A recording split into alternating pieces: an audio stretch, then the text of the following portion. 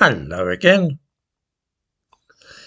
Any theory or doctrine which is true and founded upon evidence should not need to be defended with falsehoods and deceit, any more than it should depend upon logical fallacies.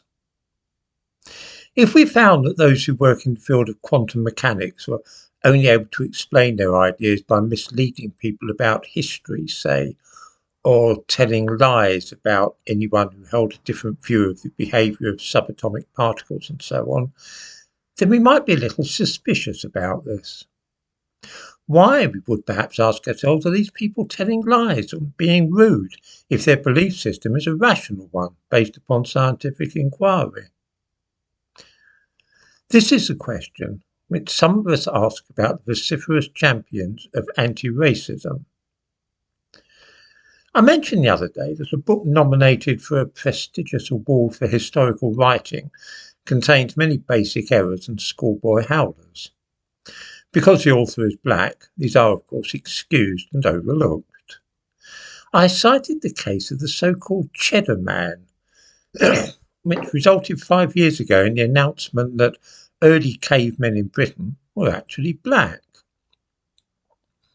This announcement was made by a television company and was almost immediately contradicted by those who had actually undertaken the research, but nobody wanted to hear about that.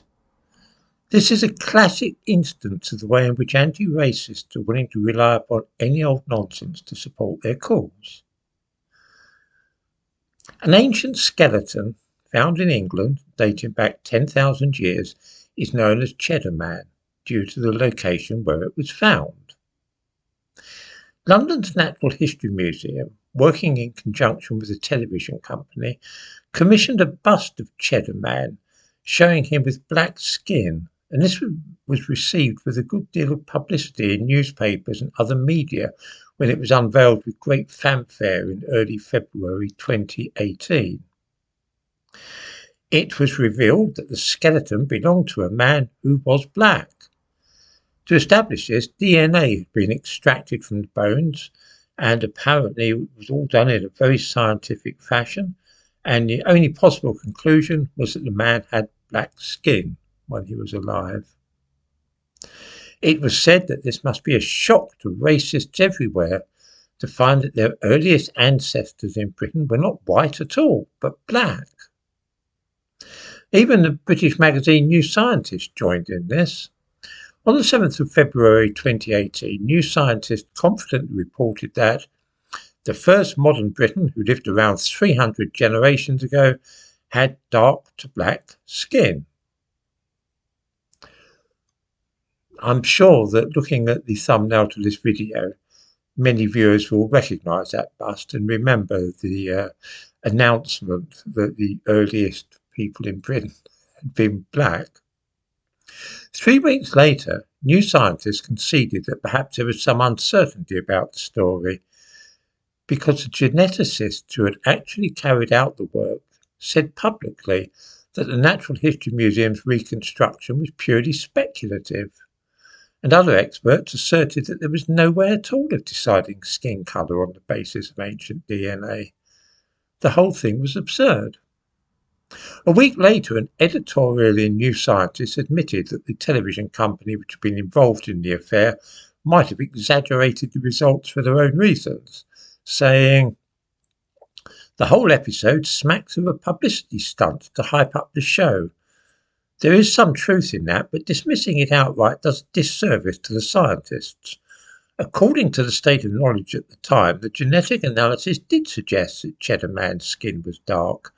But science progresses, and since the analysis was done last year, many more genes affecting skin colour have been discovered.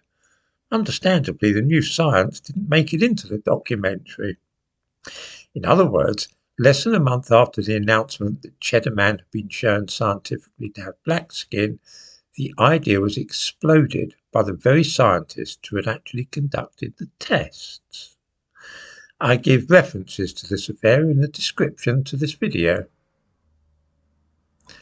That the reconstruction of a black identity for the skeleton of Cheddar Man was a political act may be seen by looking at the Wikipedia page for Cheddar Man, where we read that in 2018, the publication of the genetic study and subsequent facial reconstruction of a dark-skinned Cheddar Man resulted in widespread media coverage, which again described Cheddar Man as the first Brit and led to discussion on social media involving themes of immigration, national identity, race and Brexit. The study was interpreted variously as an anti-racist response to anti-immigration arguments and as left-wing academic propaganda. And here's something curious, even on the Wikipedia page, there's no mention at all of the sequel, the fact that those geneticists denounced the black bust and said that it was just a stab in the dark, it was a guess, that it wasn't scientifically accurate. Incredibly, the bust is still on display at the Natural History Museum, and references to it may be found on any number of websites and also in various books.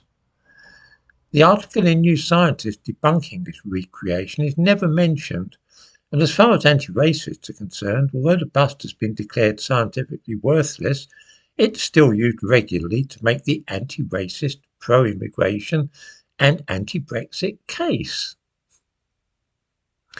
This is a classic example of the way in which something which they know to be a falsehood is still perpetuated by the progressive anti-racist movement.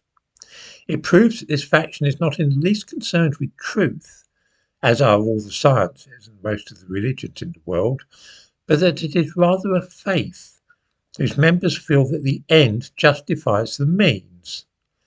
If a lie like the Cheddar Man can serve the purposes of these men and women, then they will use it cheerfully, knowing, even as they do so, that it's wholly lacking in veracity.